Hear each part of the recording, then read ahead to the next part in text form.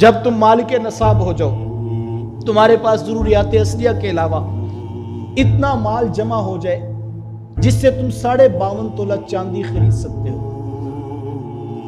ایک سال اتنے مال پہ گزر جائے تو 2.5% سال کے بعد زکوٰۃ تمہارے اوپر فرض قرار دی گئی۔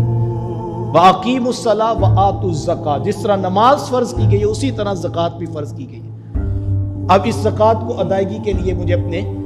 رسول کی شریعت کا ضابطہ دیکھنا ہوگا۔ وہ کون سا مال ہے جس کے اوپر زکوٰۃ لازم ہے؟ وہ سونا ہے، وہ چاندی ہے، وہ نقد روپیہ پیسہ ہے، اور وہ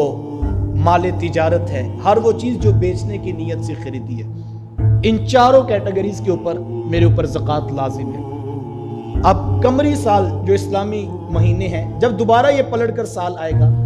پھر مجھے دوبارہ بیٹھ کر کیلکولیٹ کرنا ہوگا۔ جس طرح اپنا کھاتا روزانہ دیکھتا ہوں کہ میرے پاس کیا بچا کیا ہے، اب سال کے بعد دوبارہ بیٹھ جاؤ اور تم جو ہے وہ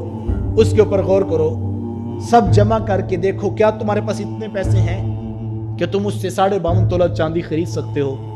تو تمہارے اوپر ایک سال گزرنے کے بعد شرائط شریعت کے ساتھ زکوٰۃ فرض قرار دی گئی۔ اب اس زکوٰۃ کی ادائیگی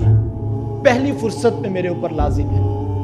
اور اگر میں ایسا نہیں کرتا، میں کئی طرح کے تبصرے کرتا ہوں اور میں اس بات کو ٹال دیتا ہوں، تو پھر قرآن کی آیات سن لیجئے، وَالَّذِينَ يَكْنِزُونَ الذَّهَبَ وَالْفِضَّةَ وَلَا يُنْفِقُونَهَا فِي سَبِيلِ اللَّهِ فَبَشِّرْهُمْ بِعَذَابٍ أَلِيمٍ۔ محبوب وہ لوگ جو سونا اور چاندی جمع کر کے رکھتے ہیں اور اللہ کی راہ میں اس کو خرچ نہیں کرتے ہیں،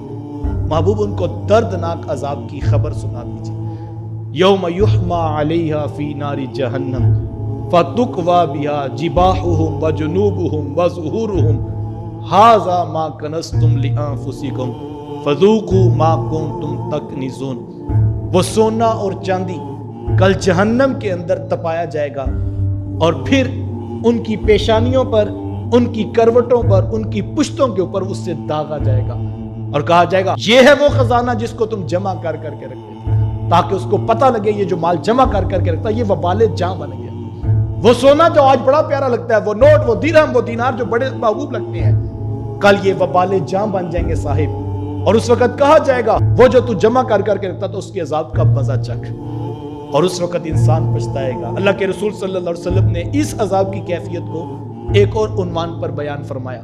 اور فرمایا کہ کل انسان کا مال ایک گنجے سام کی صورت میں اس کے اوپر مسلط ہو جائے گا، اور اس کو جب ڈسے گا تو انسان 70 گز جو ہے وہ زمین کے اندر دھنستا چلا جائے گا۔ یہ کیفیت بیان کی گئی عذابات کی، یہ اس شخص کے لیے عذاب ہے جس نے زکوٰۃ سے منہ موڑا۔ آج کسی سے کہ وہ کہتا ہے جناب ہم دیتے ہی رہتے ہیں، سارا سال اللہ کو ہی دیتے رہتے ہیں، اس طرح کے جملوں کے ساتھ معاذ اللہ زکوٰۃ کی شریعت کا مذاق اڑایا جا رہا ہے۔ یہ پہلا فریضہ ہے ہمارے اوپر، اس پر اب بیوی نے اپنا حساب خود کرنا ہے، شوہر نے اپنے معاملات کو خود دیکھنا ہے، ماں، بیٹی، بیٹا، ہر شخص اپنا معاملہ خود دیکھے کہ اس کے پاس ذرائع آمدن کیا ہے، اس کے پاس کتنا مال ہے۔ اگر اس پر 1 روپیہ بھی زکوٰۃ بنتی ہے، اللہ کی ذات پر توکل کر کے تم راہ خدا میں خرچ کر دو، اور تم جو اس کے مصارف ہیں ان کے اوپر خرچ کرو۔ یہ شریعت کا اتنا خوبصورت اور اتنا بابرکت عمل ہے۔ میرے حضور نے فرمایا صدقے کو حقیر نہ جانو، نیکی کو چھوٹا نہ سمجھو۔ اگر تم راہ خدا میں ایک کھجور بھی صدقہ کر سکو تو فرمایا وہ خرچ کر دو، اس کی قیمت اتنی بڑی ہے اللہ کی نگاہ میں، فرمایا اس کی رحمتوں سے بعید نہیں، وہ ایک کھجور کا صدقہ تمہیں جہنم کی آگ سے بچا دے۔